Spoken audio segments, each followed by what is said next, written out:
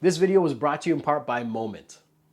What I love about the Fujifilm system is that they have some great film simulations to give you unique character and color that really get you closer to where you want the image to land. What's cool is that you can map these to specific buttons and dials on your X Pro 3, but what I love about the GFX100 is here, there is 6 custom mode dials, and I can go ahead, lock that in, go to 1, 2, or 3, depending on what kind of shot I want to get. So for example, if I want a standard color look, I can go to setting 1. I have it mapped there. If I want to shoot black and white, go to setting 2. It's mapped there the way I like it, and I'm good to go. So just with a quick switch, I'm shooting different styles, and I'm just moving.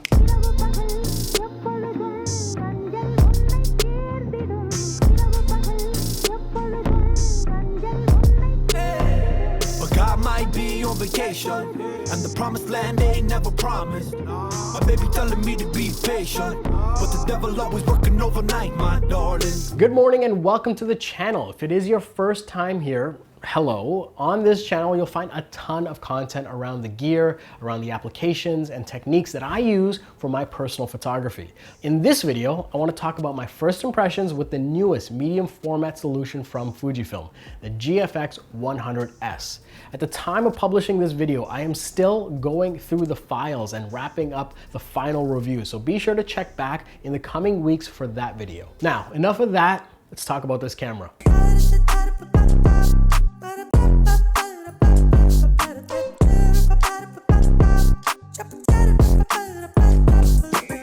(102 megapixels, 900 grams, and $6,000 US.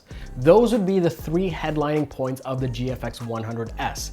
It's an absolutely insane introduction, like when the Monstars first showed up to face the Looney Tunes. Bringing in the power of the GFX100, the camera looks to steal the show with an improved image stabilization unit that's built into this one and has an overall much smaller footprint. Now, I'll talk about some of my early thoughts of the image quality soon, but I'd like to focus on the body first. At the center of all of this is a massive medium format sensor. While it's not the biggest in the industry, it's still 70% larger than full frame sensors with the ability, that was a hard T, with the ability to capture 16-bit RAW files in a very dynamic and fluid way.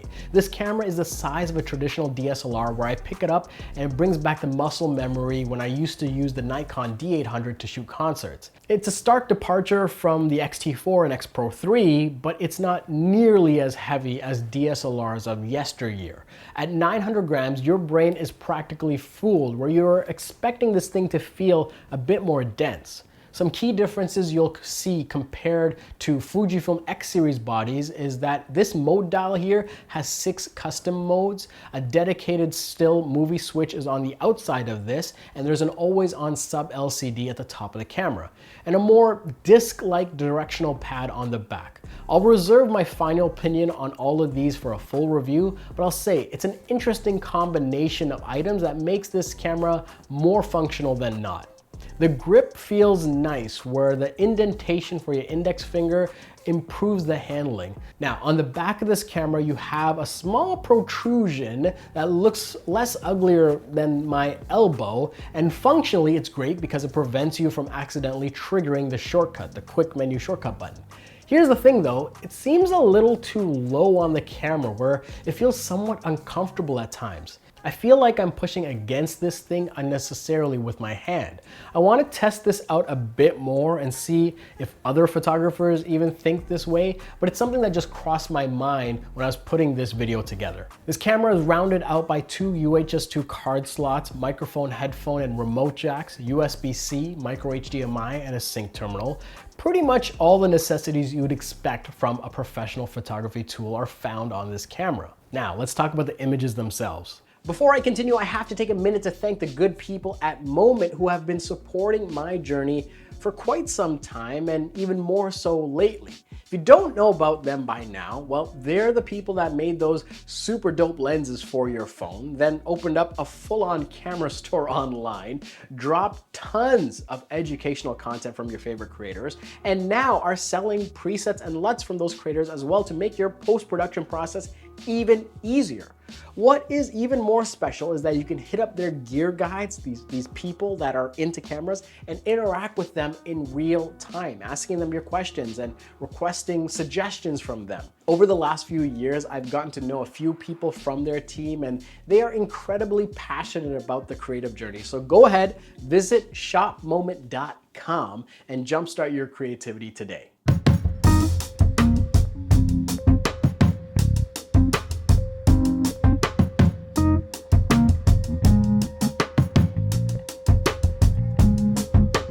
The sensor, from what I believe, is the exact same you'd find on the GFX100, and having used that in the past, I went in with the same expectations. However, using this sensor in a smaller form factor with the new nostalgic negative film simulation led to this feeling of novelty, despite this being a sensor we've seen before. I plan on shooting more content, especially video, with this camera, but early on, I will say this sensor is no joke. You can capture uncompressed 16-bit RAW files with this rich tonality and micro contrast that makes the images feel like they have a bit more depth to them. The color information being captured really comes through when you shoot melanin-rich skin, and it's something that I couldn't get enough of. For those that are working in fashion, portraiture, weddings, or even landscape, there is something here that'll really elevate your content, especially if you're coming from an X series camera. When I started to pixel peep these images, you see that they don't break down. And what's even more powerful, especially compared to other high resolution full frame cameras, is that you could crop something like a 16:9 or keystone some architecture in post and still have plenty of resolution to work with. What also has me interested is how this could work as a film scanning solution. I mean, if you throw on an extension tube or a macro lens, and with the help of the pixel shift mode in this camera, you should be able to get a 400 megapixel film scan. That's just nuts. It's really hard to poke holes in this camera and what it brings to the table. However, I plan on shooting more extensively with the GFX in the field and putting together my final thoughts in the full review.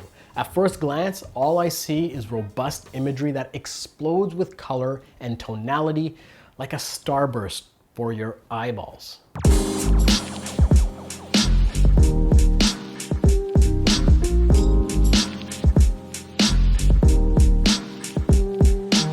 Moving to a GFX solution is not just buying a camera and lens. You have to consider the entire workflow, whether it's the physical tax of carrying this thing, the file sizes, or the computational resources. There are more costs. And that's what I want to figure out as a professional photographer. Are those costs worth it? And well, I'll look to answer that definitively, or at least more definitively, in my full review that I'll publish really soon. And there you have it. Those are my first thoughts on the GFX100s. It truly is a powerful solution, and it's almost like a tsunami in the distance. You don't even know what it's capable of until it's right in front of you. If you guys have any specific questions or any thoughts, be sure to let me know in the comments below, and we'll continue that conversation there. As always, my name's Gajan. Thank you so much for watching, and I'll see you next time.